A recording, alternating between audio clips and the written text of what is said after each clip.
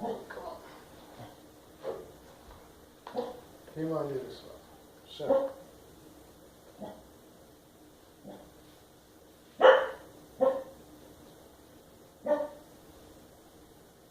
Mural Restoration.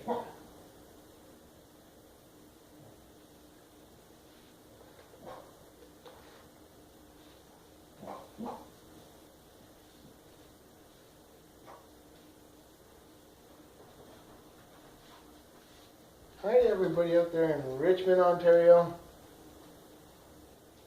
I'm painting a little late in the evening.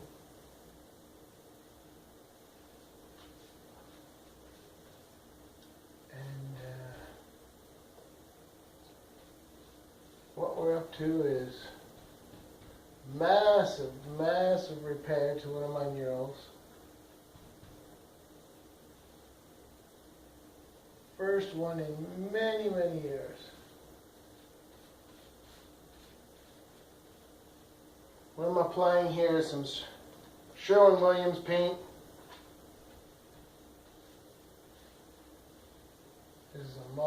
This is their wood, exterior wood primer. And I'm trusting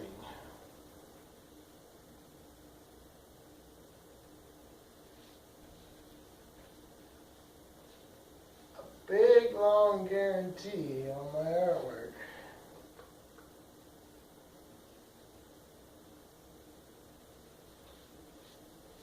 On Sherwin-Williams and their wood products. So what are we up to here?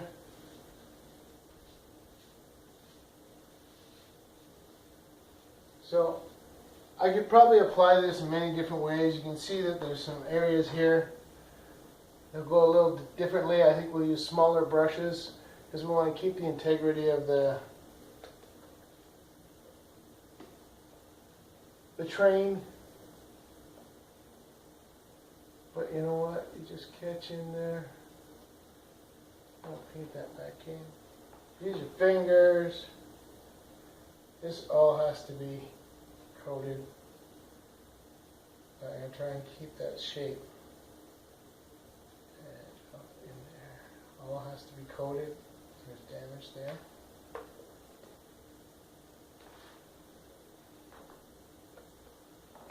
So you can see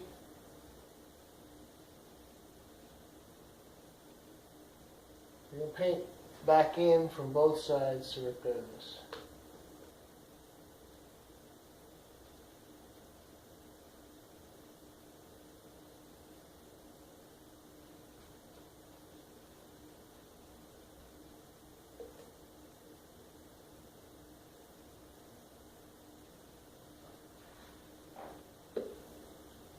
So there's a lot of technical stuff that got washed away here in the artwork. This here is the Richmond mural, done in 2006.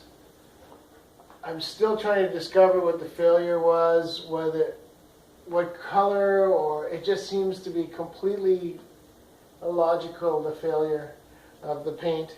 And it's a disappointing thing because I've got 25-year-old murals and they haven't failed like this.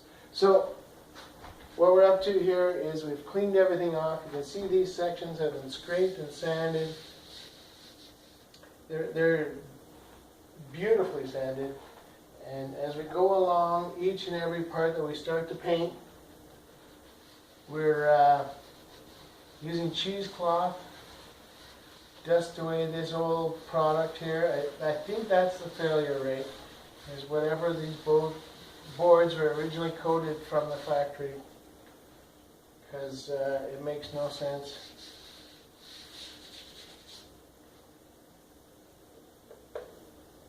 But it's fun.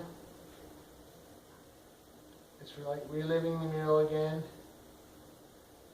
Take your brush. You got to fill it all in. Everything you can see here that's generally brown is failed paint. And it's a really detailed part of the mural, as you can see.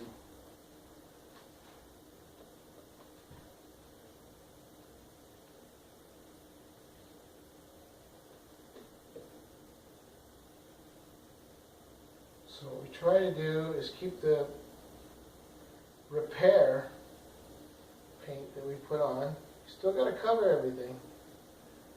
And you got to cross in there. And, you know, we can fill those things back out. But you got to make sure that there's primer. It's good. Guaranteeable primer. This stuff's bulletproof, by the way, once it dries.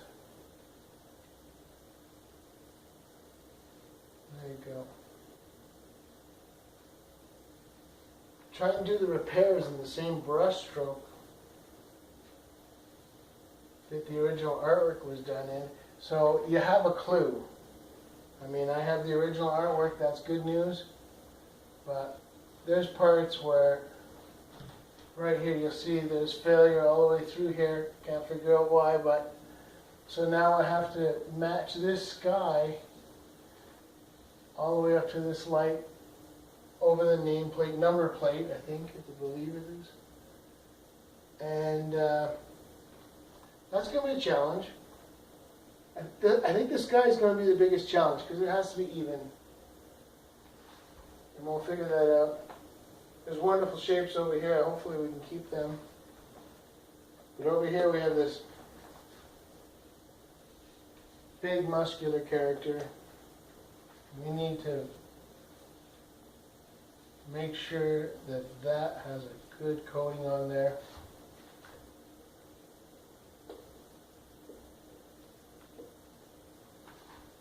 In a 1.5 inch.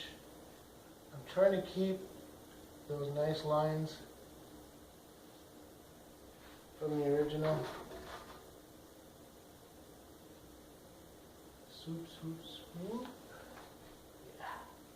Gotta talk to yourself when you're painting. You know what?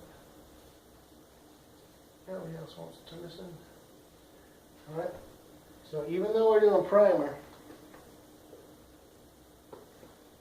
try and grab the shape of the original painting. What's going to work, what's going to convince. Alright? And you can see it bleeds through.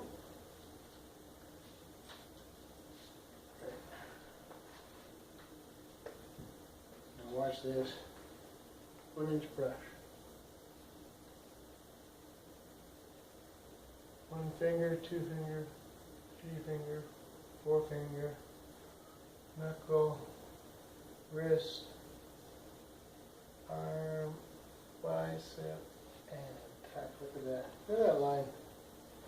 A 1-inch brush.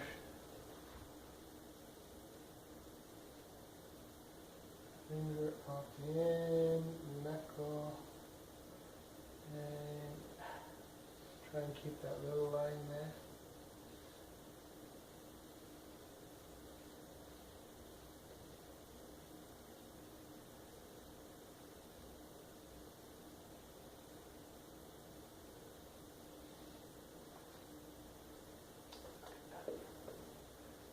So there's a lot of failure throughout here, so I'm just going to cover it right up. But all about brush strokes. Look at that. That's like 6 brush strokes. Okay. Now there's some serious work to be done here. I believe there's an old wheel there. Using the big brushes, these big areas. It's got to be covered. And this is a primer, you want to get all the edges.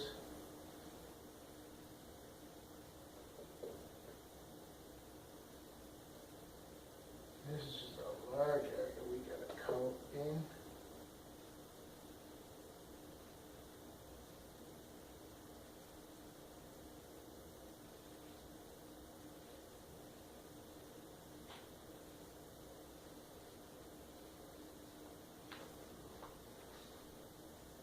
Kind of neat, eh? I know we've got other sections back in here. So I'm going to treat them at a later time when I know those surfaces are dried up. Try and mask, what's the surface in behind? So I'm going to give it this.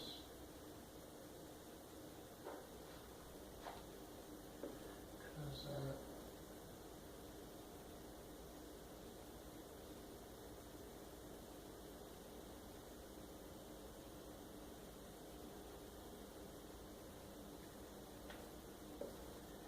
there's lots of it.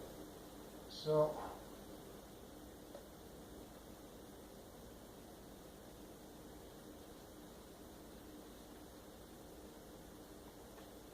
what's the other thing I want to share with you? But there we go.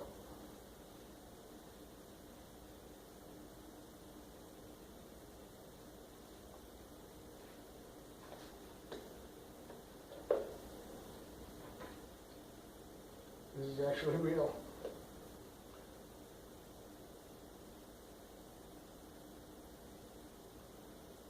Don't be afraid. See, just flip it around.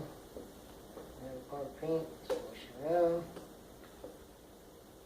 And it's just like a pencil. If you carve your pencils correctly, you can just draw. Flip.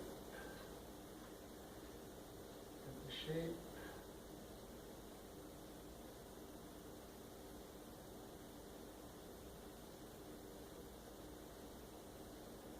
Just take on.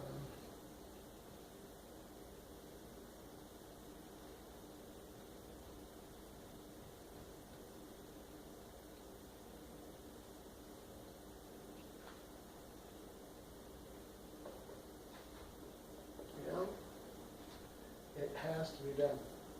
These areas have to be coated white. As much as it breaks my heart, try those areas. I'm trying to keep as much original integrity of the mural that was created.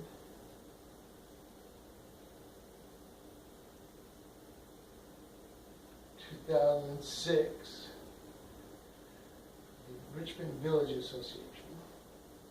I hope this program grows and grows. I have some neat ideas. One thing to put the art up.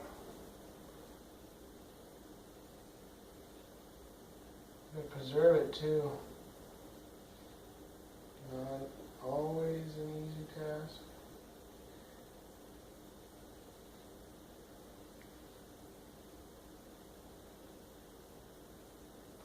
Be done. And there's gray sections. And this powerful. So, art lesson. You can see the whole works. So I have decided in all of this piece that the furthest thing forward in the whole artwork will be right up here.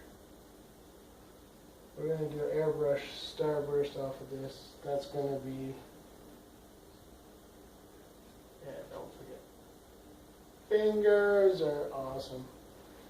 That's going to be that's our highlight white. So when I talk to my students, I always say, all right, find your darkest darks and your lightest lights. This here is going to be my lightest light in this whole 8-foot by 20-foot painting. That's going to be my highlight. Because that's the furthest thing, that is the closest thing, my apologies, to the viewer. And I'm going to create perspective not only with lines that shoot down through the train, but with color.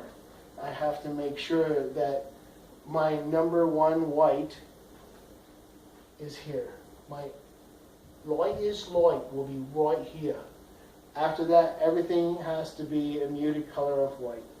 When you're creating a piece this big, it's a little bit tasking, but when you're creating anything, you have to keep that in mind when perspective is key. It's going to be a key item in your mural. So, that's just for my students. Okay. Now,